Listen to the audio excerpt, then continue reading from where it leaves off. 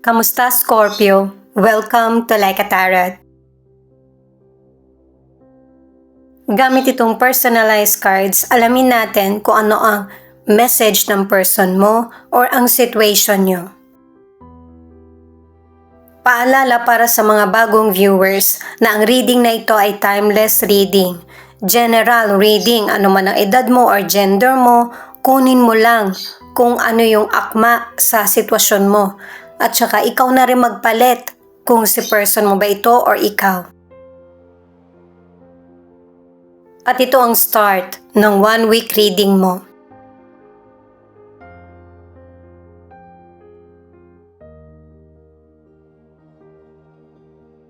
May ilang Scorpio na ang pinag-uusapan nyo ng person mo ay yung legalities.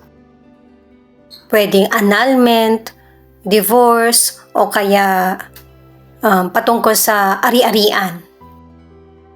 Pwedeng family member or kakilala ang kausap mo. Kaya pinapakita yung legal kasi may ilan sa inyo na gusto mo na makipaghiwalay or nakipaghiwalay ka na sa person mo.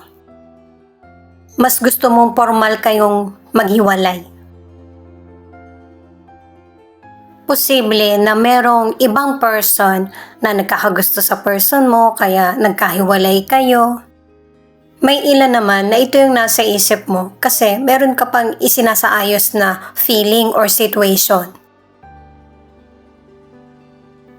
Kaya ang ilan sa inyo gusto mo talagang magkaroon ka ng oras or mahabang panahon para mapagdesisyonan mo ito ng tama kahit legal nyo na pinag-uusapan ng person mo.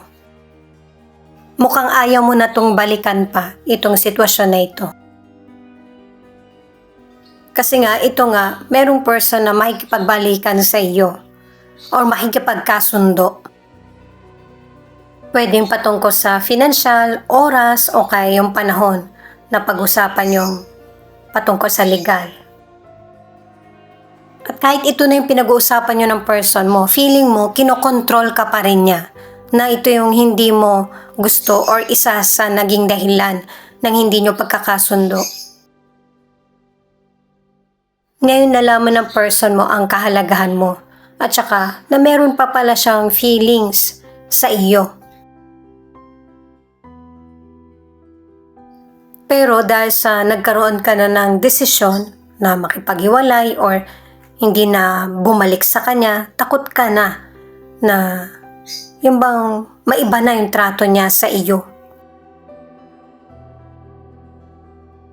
Kung sakali man na bumalik ka sa person na ito kasi alam niya na na gusto mo siyang hiwalayan kasi malakas na yung loob mo. At alam mo hindi na magiging maganda yung dulot sa inyo kung magbabalikan pa. Pwedeng betrayal ang naging issue o kaya maraming kasinungalingan na nasabi sa iyo yung person mo. Para mapagtakpan kung ano yung mga nagawa niya sa nakaraan pero final na itong decision mo, yung hiwalayan. Gamit ang tarot cards, alamin natin kung ano yung pagbabagong nangyayari sa buhay mo.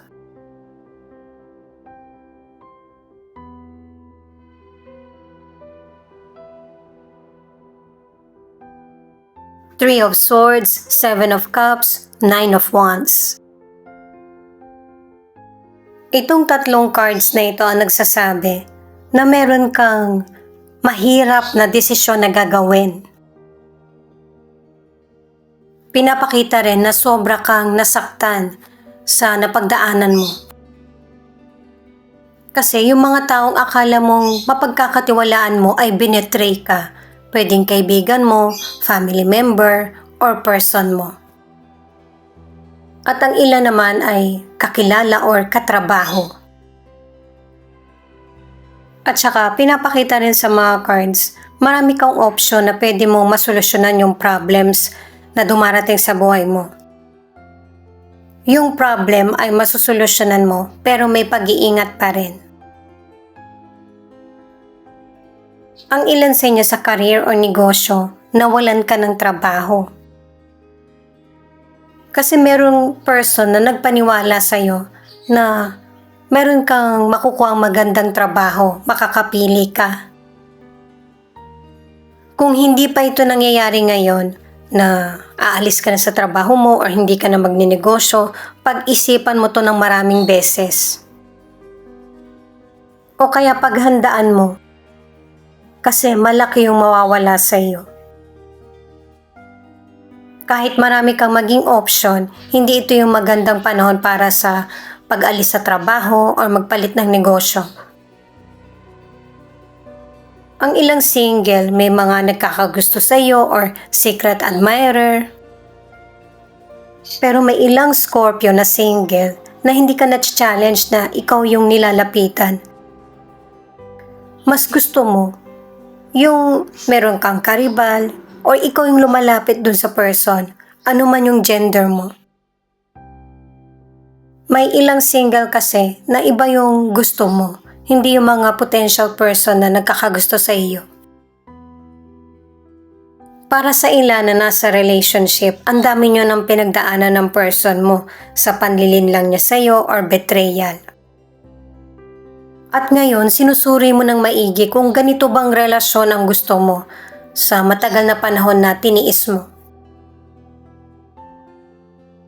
Four of Pentacles, Seven of Swords, Six of Wands. Itong tatlong cards na ito nagsasabi na kung may issue sa person mo, nagkakaroon na rin ng issue sa iyo. Kung may betrayal or panlilin lang, pinapakita rito na hindi ka na nagtitiwala sa person mo at hindi ka na rin sure kung anong tatahakin ng relasyon nyo. Kaibigan mo man ito or karelasyon or family member. Feeling mo ay trap ka na rin sa situation na ito. Hindi mo alam kung paano ito matatakasan o malulusutan. Kaya pinag-iingat ka ng mga cards sa mga gagawin mong hakbang or desisyon. Sa unang cards at kahit dito pinapakita na merong person na paglalaruan ka lang o lolokohin ka. Ganon din sa financial kaya doble ingat sa mga pinagkakatiwalaan mo. Gagawa yung person ng paraan na para maloko ka sa financial. Pero kahit na may ilan na naloko ka sa money, may babalik mo pa rin ito.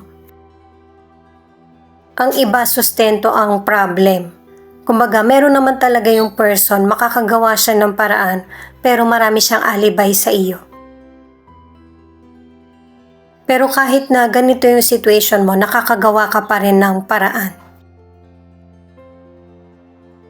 Sa ilang single, makakaranas ka talaga ng betrayal o kaya hindi magtatagal yung relasyon. Magtuloy ka pa rin pero may pag-iingat. Kasi kung walang pagkilos mula sa iyo, mas lalong matatagalan na makahanap ka ng makakarelasyon. At may ilang single na meron kang potential person na magugustuhan na noon pa man gusto ka na nung person. Pero kahit gaano man katagal na ito, mabubuhay muli yung feelings niya sa iyo. At good timing kasi pareho kayong single. Para sa ilan na nasa relationship, pinakita na to sa puting cards na yung person mo ay kinokontrol ka.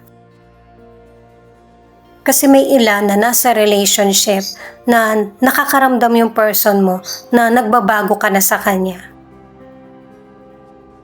Kaya ang gusto ng person mo ay mapunan yung pangangailangan nyo sa relasyon at yung maibalik yung tiwala mo sa kanya. Two of Wands, Ace of Swords, Six of Cups. Sa puting cards, pinakita na gusto ng person mo na magkabalikan kayo. At pinapakita sa mga cards na ito, kahit sa mga naunang cards, na meron kang gagawing mahirap na desisyon. Ang gusto mo kasi matapos na yung sitwasyon na kinakaharap mo sa legal man or pinag-uusapan nyo ng person mo. At ang pinaka maganda mong gagawin ay babalansehin mo yung kaisipan mo at saka ang emosyon. Kung ano man yung mga lumang nakagawian ay papalitan mo na ito. Mas pipiliin mo yung pabor na kapalaran na makaka-move forward ka or kayo ng person mo. Posibleng family member, person mo, or kaibigan. Kung ano man yung gagawin mong desisyon ay magkakaroon ng mental clarity, ikaw at yung person. Hindi na ito magiging away kundi pag-uusap. Ang ilan sa inyo sa kalusugan ay healthy. Ang ilan naman ay pinagkukwit na sa mga unhealthy habits. Yung bang sobra sa tamis o kaya sobra sa alat or kulang sa pahinga. Kasi base sa mga cards, may ilang Scorpio na merong sakit yung family nyo na namamana. Pwedeng ang ilan, hindi yung history na sakit ng family nyo, pero connected pa rin doon. Pinag-iingat ka para hindi mo maagang maramdaman at saka maiwasan na hindi ito yung maging sakit mo. Itong final card mo muna ang alamin natin. Itong The Strength ang nagsasabi na nasubukan yung katatagan mo. At pinanatili mo na maging kalma sa situation kahit na nagpagulo ito sa damdamin mo or kaisipan. Kaya na-handle mo yung situation at nakasurvive ka sa mga challenges na napagdaanan mo. Sa ilang bully na person, mapanlin lang, or mapagkontrol. Ang ilang single, hindi mo pa rin napapansin yung potential person na nagkakagusto sa iyo na malapit lang. Pero malalaman mo din kung sino itong secret admirer mo at matutuwa ka sa katotohanan.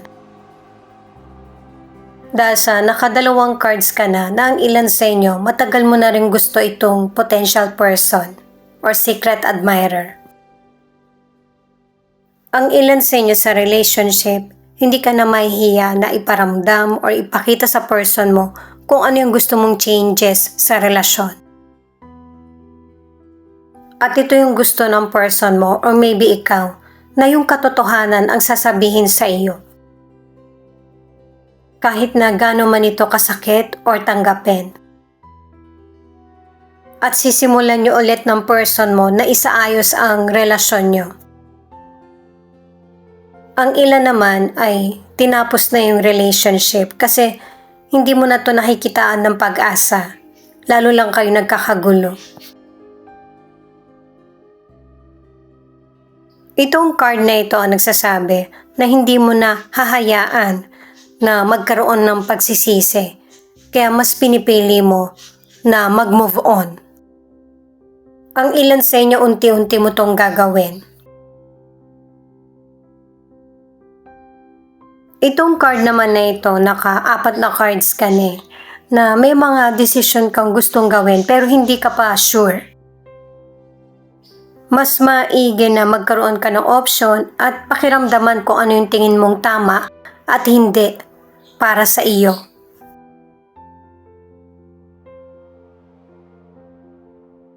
Itong card naman na ito ang nagsasabi na huwag mong pagdudahan yung mga kakayahan mo. Kasi marami ka ng challenges na nalagpasan or napagdaanan. Nasa tamang direksyon ka ng buhay mo at saka huwag pairalin ang ego.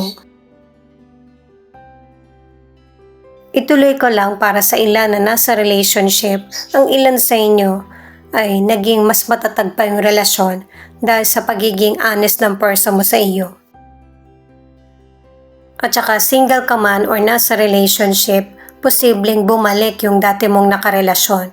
Pero alalahanin mo kung bakit siya naging ex. Ito naman yung ilan sa 12 zodiac sign na nangunguna sa reading na ito. Aries, Aquarius, Gemini, Pisces, Libra, Cancer, Sagittarius. Thank you nga pala sa mga nag-like, share, comment, and subscribe. Ingat po kayo palagi saan man kayo naroon. Paki-click na rin ang notification bell para updated ka sa Laika Tarot readings. Ito yung mga letra na posibleng andito yung letra ng pangalan ng person mo or letra ng pangalan mo. D-U-X, W-F-N, L-S-K,